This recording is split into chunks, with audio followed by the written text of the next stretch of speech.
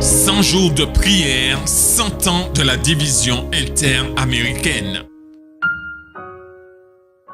Frères et sœurs, chers amis, bonjour, bonsoir.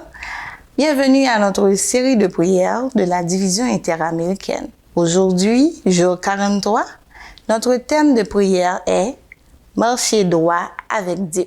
Ô Éternel, qui séjournera dans ta tente, qui demeurera sur ta montagne sainte, celui qui marche dans l'intégrité, qui pratique la justice et qui dit la vérité selon son cœur.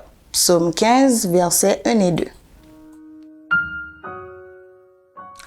Notre devoir consiste à présenter les principes de la vérité aux gens du monde et à laisser ces principes agir dans les cœurs.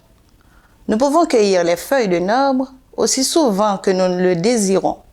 Cela ne le fera pas mourir.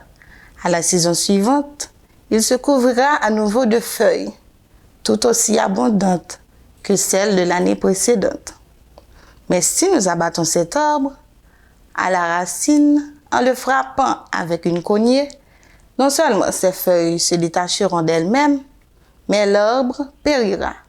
Ceux qui acceptent la vérité, par amour pour elle, mourront au monde et deviendront doux et humbles de cœur, comme leur divin maître.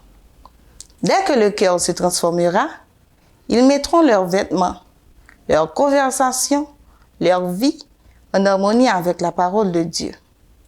Nous avons tous besoin de nous humilier sous la puissante main du Seigneur. Puisse le Maître affermir solidement nos pieds sur le terrain de la vérité éternelle. L'influence transformatrice de la vérité sanctifie l'âme. Celui qui la possède aime les commandements de Dieu. Sa crainte de l'Éternel et sa réprobation du mal ne font que. L'amour que le Christ a révélé en manifestant son grand sacrifice pour sauver l'humanité a renversé toutes les barrières. L'amour de Dieu se déverse dans l'âme. La gratitude naît dans le cœur, jadis aussi froid qu'une pierre. Le Christ crucifié, le Christ, notre justice, s'empare des êtres et les amène à la repentance.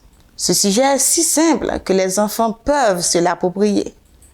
Les personnes sensées et instruites en sont charmées lorsqu'elles le considèrent dans les profondeurs de sa sagesse, de son amour et de sa puissance, qui ne peuvent jamais être pénétrées. Il faut que nous présentions cette vérité précieuse aux gens qui sont enchaînés par le péché.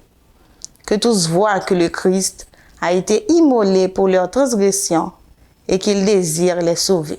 Souvenons-nous qu'il faut des plumes inspirées et des paroles sanctifiées. Quand nous, peuple de Dieu, vivrons comme l'Éternel le désire, nous verrons son esprit agir profondément. Alors, ceux qui n'ont jamais entendu parler de la vérité seront enrichis. Nous serons pénétrés du sentiment profond et durable de la valeur de la sainteté et de l'importance de la vérité.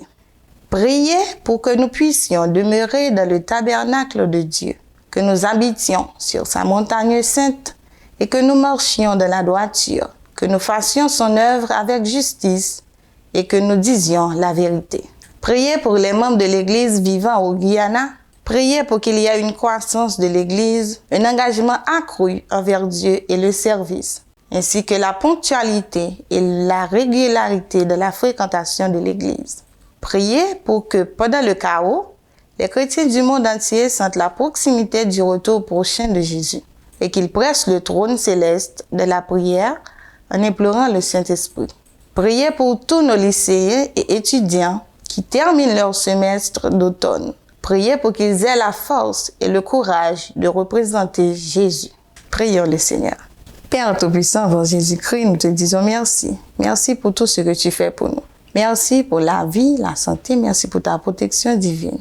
Nous te remettons les buts de prière que nous venons de citer. Reste avec nous, pardonne nos péchés, délivre-nous du mal. Nous te prions au nom de Jésus. Amen.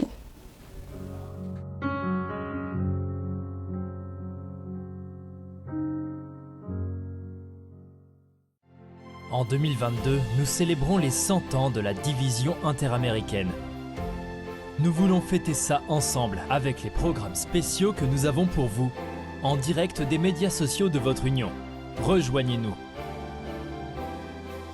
Sabbat 8 janvier, service de consécration. Vendredi 15 avril, service de culte familial. Mercredi 11 mai, service de réflexion. Et en octobre, ne manquez pas la grande célébration. Vous êtes une partie importante de notre histoire. Célébrons sa providence et affirmons nos valeurs. Rejoignez-nous le dernier jeudi de chaque mois pour le programme Leadership Talk. C'est là qu'un panel de dirigeants informés de l'Église adventiste du 7e jour répondra aux questions et problèmes urgents auxquels ils sont confrontés. 1. Membres de l'Église. 2. Les employés de l'organisation de l'Église adventiste du 7e jour. Et 3. Employeurs organisationnels de l'Église adventiste du 7e jour. Nous répondrons à vos questions sur questions relatives aux membres de l'Église, questions de politique organisationnelle, questions relatives à l'emploi, questions générales de l'organisation et autres questions pertinentes. Envoyez vos questions maintenant, allez-y. http://leadership.interamerica.org. Rappelez-vous, http://leadership.interamerica.org. Leadership Talk est un programme de l'Église adventiste du 7e jour de la division interaméricaine.